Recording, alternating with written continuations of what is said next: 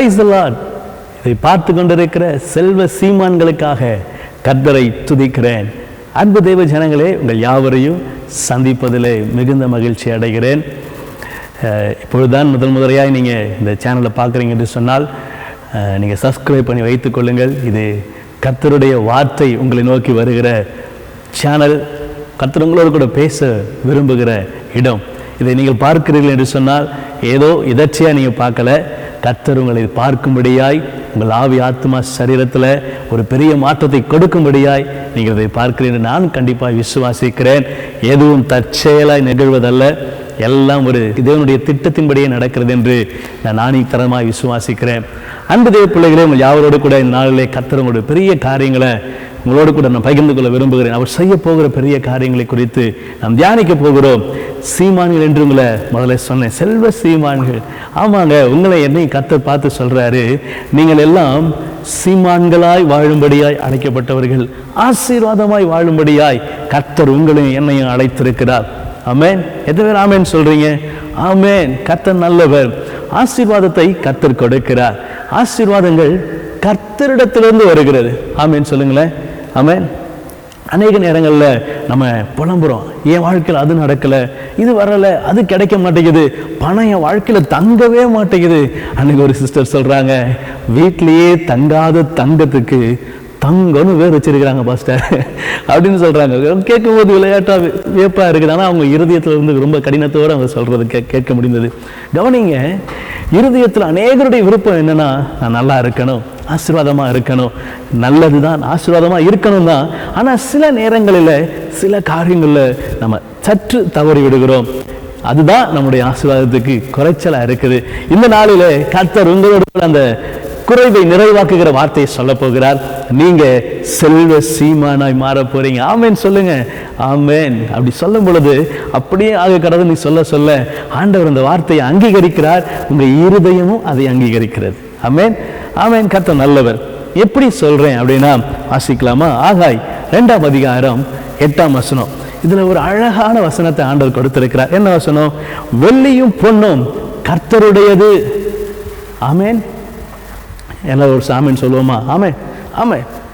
வெள்ளியும் பொன்னும் கர்த்தருடையது, அதை கர்த்தர் எனக்கு கொடுக்கிறவராக இருக்கிறார். சொல்லுங்க, நான் அதை சுதந்தரிப்பேன். ஆமேன். ஏன்னா பூமியின் நிறைவும் கர்த்தருடையதுங்க. வெள்ளியும் பொன்னும் கர்த்தருடையது. இந்த அண்ட சராசரங்களையும் தேவன் ஒருவரே உருவாக்கினார். அப்போ நம்ம ஏன் வறுமையில் இருக்கிறோம்? அவ்வளவு பெரிய தேவன் நம்முடைய தேவன், ஆனால் நாம் ஏன் வறுமையில் இருக்கிறோம்? கவனிங்க, தேவனை விட்டு பிரியும் பொழுது, தேவனை விட்டு நாம் தூர போகும் பொழுது, இளையகுமாரன் ஐஸ்வர்யவான், இளையகுமாரன் பணக்காரன், இளையகுமாரன் அவனுடைய குறித்து வேதம் சொல்கிறது, ஆஸ்திகளை பிரித்து கொண்டு போகிற அளவுக்கு அவனுக்கு ஆஸ்தி இருக்கிறது. அவன் தகப்பன் ஆசீர்வாதமாக இருக்கிறான். அவனுடைய தகப்பனுடைய செல்வம் மிகுதியா இருக்கிறது. ஆனா இளையகுமாரன் தகப்பனை விட்டு ஆஸ்தியை பிரிச்சுட்டு கொஞ்சம் கொஞ்சமா தூர போக ஆரம்பிச்சான். அவன் வாழ்க்கை மண்ணோடு மண்ணாய் போகிறபடி அவன் கடைசியில் ஒன்றும் இல்லாதவனாய் மாறி போகிறான். ஐஸ்வர்யவான் தான், தகப்பனுடைய ஆஸ்திக்கு சொந்தக்காரன் தான், எல்லா ஆசீர்வாதம் உடையவன் தான். ஆனா ஆசீர்வாதத்துக்கு என்ன தடை? ஏதோ ஒரு ஆசீர்வாதம் கிடைச்ச உடனே அப்பாவை விட்டு விலகி போயிடுறது. அநேக நேரங்களில் நாம் செய்கிற பெரிய தவறு இதுதாங்க. ஒரு ஆசீர்வாதம் கிடைச்ச உடனே, ஒரு சின்ன ஆசீர்வாதம் கிடைச்ச உடனே அந்த ஆசீர்வாதத்தில் திருப்தி ஆகிறோம், அதுலயே நின்று விடுகிறோம். ஆண்டவர் சொல்றார், இல்லப்பா, பூமி அது நிறைவு என்னுடையது. நீ எவ்வளவுக்கு எவ்வளவு ஏறினாலும் அவ்வளவுக்கு அவ்வளவு உன்னை உயர்த்த நான் போதுமானவரா இருக்கிறேன். எனக்காக என்னுடைய ஏழ்மை, என்னுடைய கஷ்டங்கள் மாறும்படியா, என்னுடைய தரித்திரம் நீங்கும்படியா அவர் சிலுவையில் எனக்காக ஏழ்மையானார் என்று வேதம் சொல்லுகிறது. அந்த ஏழ்மை எதற்காக? அவர் எதுக்கு ஏழ்மையாகணும்? நீங்களும் நானும் ஆசீர்வாதமா செழிப்பா இருப்பதற்காக தாங்க அவர் தன்னுடைய ஜீவனையே கொடுத்தார். என்னுடைய சாபங்கள் பாவங்கள் நீங்கும்படியா தன் ஜீவனையே கொடுத்தார். அந்த பாவங்கள் சாபங்கள் ஏன் நீங்கணும்? நான் ஆசீர்வாதமா இருக்கணுன்றதுக்கு தானே. ஆமென். இந்த நாளிலே ஆண்டவர் உங்களோடு கூட பேசுகிறார். இதை கேட்டுக்கொண்டிருக்கிற செல்வ சீமான்களே, நீங்க எல்லாருமே இந்த நாளிலிருந்து ஆசீர்வாதத்துக்கு பங்குள்ளவர்களை மாற போறீங்க. ஆமென் சொல்லுங்களேன். ஆமென். கர்த்தர் நம்மை அதற்காக தான் அழைத்திருக்கிறார். ஆமென். இஸ்ரவேல் ஜனங்களை பார்க்கும் பொழுது இந்த ஜனம் பெரிய ஜனம், இது பெரிய கூட்டம், இந்த கூட்டத்துக்கு முன்பதாக நிற்க முடியாது அப்படின்னு எல்லா ராஜ்யங்களும் கலங்கத்தக்கதாய் காரியங்களை கர்த்தர் எவ்வளவு அழகா நிறைவேற்றி நடத்தினா தெரியுமா? சிறு கூட்டமா பெருங்கூட்டமா இல்லை, பலன் உள்ளவனுக்காகிலும் பலன் அற்றவனுக்காகிலும் உதவி செய்கிறவர் கர்த்தர் தாங்க, உயர்த்துகிறவர் கர்த்தர் தான்.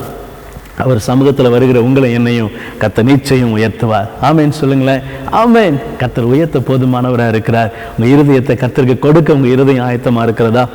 உங்கள் இருதயத்தில் ஆமாம் ஒருவேளை நம்ம தவறிட்டோம், ஆண்டவர் சமூகத்தில் மீண்டும் சேர உங்கள் இருதயம் ஆயத்தமாகிறதா? இந்த நாளிலே இதை பார்த்து கொண்டு இருக்கிற உங்கள் வாழ்க்கையில் கர்த்தர் உங்கள் வாழ்க்கையில் இருக்கிற எல்லா தரித்திரங்களையும், எல்லா குறைவுகளையும், எல்லா பிரச்சனைகளையும், எல்லா கடன்களையும் ஆண்டவர் நீக்கி போட விரும்புகிறார். உங்கள் இருதயத்தில் எந்த குறித்தும் கவலைப்படாதீங்க. இன்னொரு வசனம் எப்படியாய் சொல்லுகிறது, ஆபிரகாமை குறித்து சொல்லுகிறது. ஆதியாகமம் 13ஆம் அதிகாரத்தில் நீங்கள் வாசித்து பாருங்க. 13:2 சொல்லுகிறது, ஆபிரகாம் சீமானாய் வாழ்ந்தாராம். அவன் வாழ்க்கை செல்வ செழிப்போடு இருந்தது. அவனுடைய ஆசீர்வாதம் பூமி தாங்கக்கூடாது இருந்தது. நம்முடைய தகப்பன் அப்படித்தான் கொடுக்க விரும்புகிறார். ஆபிரகாமுக்கு மட்டும் இல்லைங்க, உங்களுக்கும் தான். உங்க குடும்பத்துக்கு உங்களுடைய எல்லா வாழ்க்கையின் ஆசீர்வாதங்களையும் அவர் கொடுக்க ஆயத்தமா இருக்கிறார். ஆபிரகாமுக்கு கொடுத்தவர் நமக்கு கொடுக்காம இருப்பாரா? நீங்கள் நானும் ஆபிரகாமின் சந்ததி தானே, நீங்கள் நானும் ஆண்டவருடைய பிள்ளைகள் தானே. அப்போ அவருடைய பிள்ளைகளுக்கு அவர் கொடுக்காம இருப்பது எவ்வளவு நம்ம எப்படி யோசிக்கிறோம் பாருங்களேன். ஆண்டவர் அவங்களுக்கு தான் கொடுப்பாரு, ஆண்டவர் அவங்களை மட்டும் ஆசீர்வதிக்கிறாரு, ஆண்டவர் அந்த குடும்பத்தை மட்டும் உயர்த்துறாரு, ஆண்டவர் இப்போதான் சர்ச்சுக்கு வந்தாங்க இந்த குடும்பத்தை உயர்த்துறாரு, இவங்க வாழ்க்கை ஆசீர்வாதமா இருக்கு, இவங்க தொழில் பெருகுது. அப்படி இல்லைங்க. உண்மையா தேர்ற எல்லார் வாழ்க்கையிலும் நடக்கும். உண்மையா ஆண்டவரை நோக்கி பார்க்குற எல்லா வாழ்க்கையிலும் கொடுப்பார். உங்க வாழ்க்கையில கொடுக்க மாட்டான்னு நினைக்கிறீங்களா? நிச்சயம் கொடுப்பார். நீங்க விசுவாசிக்கணும், ஆண்டவரை சார்ந்து கொள்ளணும், கர்த்தரை ஃபாலோ பண்ணணும், கர்த்தரை உறுதியா பிடிச்சு கொள்ளணும். எந்த துன்பங்கள் எந்த குறை நிறை வந்தாலும் ஆண்டவர் சமூகத்துல உண்மையா காத்திருப்பேன் என்று சொன்னா ஆண்டவர் சொல்றாரு, உன்னுடைய நிலைமையை நான் அறிந்திருக்கிறேன், உன் விசுவாசத்தை அறிந்திருக்கிறேன், உன்னுடைய காத்திருத்தலை அறிந்திருக்கிறேன், எனக்காய் காத்திருந்ததை அறிந்திருக்கிறேன். ஏசாயா சொல்லுகிறது, கர்த்தருக்கு காத்திருக்கிறது புது பலன் அடைவார்கள். அது என்ன புது பலன்? ஏற்கனவே இருந்த பலன் இல்லையா? புது பலனா? அப்படின்னா என்ன? ஒரு புதிய ஆசீர்வாதம் அதோடு கூட சேர்ந்து போனஸோட கொடுக்கிறவர் நம்ம ஆண்டவர். ஆமேன்னு சொல்லுங்களேன். போனஸ் யாரும் வேணான்னு சொல்லுவோமா? கண்டிப்பா சொல்ல மாட்டோம். ஏன்னா நம்முடைய ஆண்டவர் ஆசீர்வதிக்கிறவர். இஸ்ரவேலை ஆசீர்வதிப்பதே எனக்கு பிரியம். உங்களை ஆசீர்வதிப்பது தான் கர்த்தருக்கு பிரியம், உங்களை உயர்த்துவது தான் கர்த்தருக்கு பிரியம்.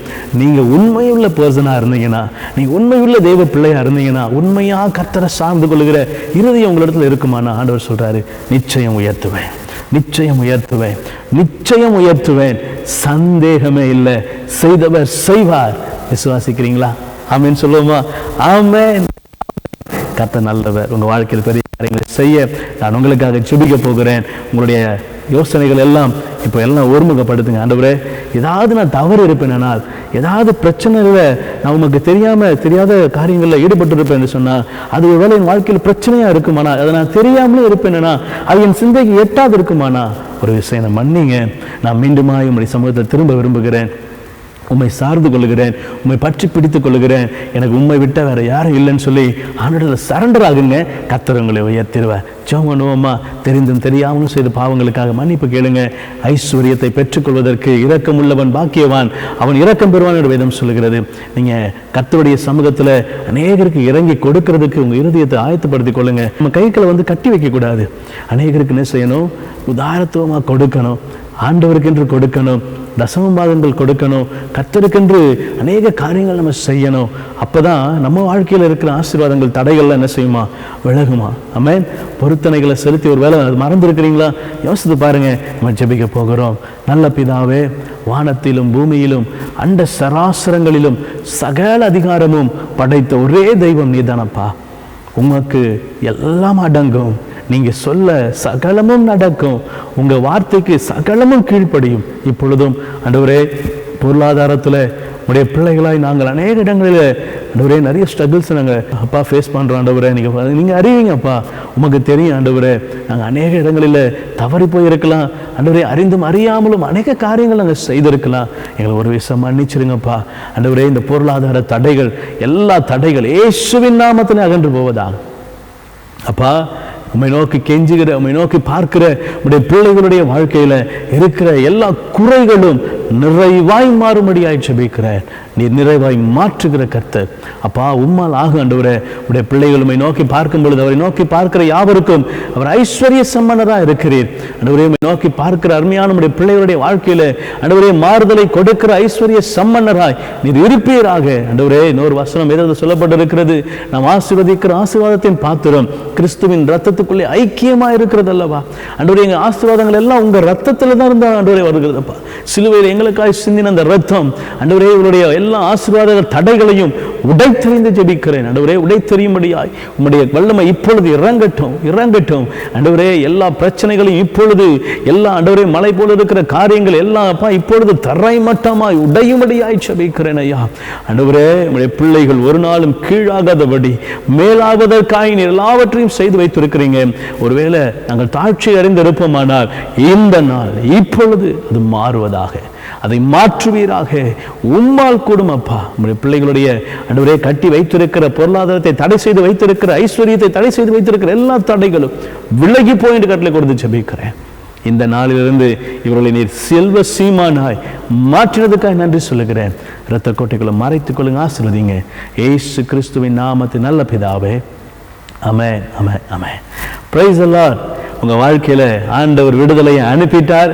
உங்க வாழ்க்கையில எல்லா பொருளாதார தடைகளை நீக்கிட்டார். இனி நீங்க சொல்லுங்க, நான் செல்வ சீமான். ஆமென். நீங்க ஆசீர்வதிக்கப்பட்டவர்கள், நீங்கள் ஆசீர்வாதமான ஜனம். கர்த்தர் உங்களை ஆசீர்வதிப்பாராக. நீங்கள் தொடர்ந்து வார்த்தைகளை கேட்பதற்கு என்னுடைய சேனலை நீங்கள் சப்ஸ்கிரைப் பண்ணி வைத்துக் கொள்ளுங்க. உங்களோடு கூட நான் மிகவும் சம்பாஷணை பண்ண ஆண்டோடைய வார்த்தையை கொண்டு வர ஆவலாக இருக்கிறோம். கர்த்தர் உங்களை, உங்கள் குடும்பங்களை, தொழிலை ஆசீர்வதிப்பாராக. God bless you. Praise the Lord.